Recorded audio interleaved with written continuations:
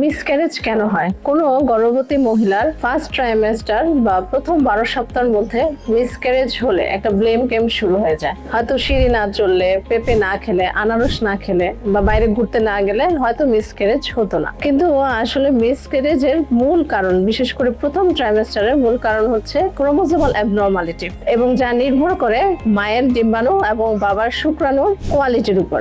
বাবার শুক্রাণুর মধ্যে যদি ডিফেক্ট থাকে বা ডিএনএ ফ্র্যাগমেন্টেশন যদি বেশি থাকে, সেক্ষেত্রে মিসক্যারেজের চান্স অনেক বেশি থাকে। সুতরাং এই ধরনের ক্ষেত্রে মিসক্যারেজ হলে কোনো ধরনের ব্লেম গেম না খেলে আপনার চিকিৎসকের পরামর্শ নিন।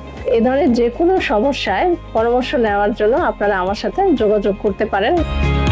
আমি ডাক্তার নুরি ফারিহা, আশুগঞ্জ উপজেলা হেলথ কমপ্লেক্সে কর্মরত আছি এবং প্রতি শনি এবং রবিবার লাভিটা হসপিটালে এই বিষয়ে নিয়মিত পরামর্শ দিয়ে যাচ্ছি।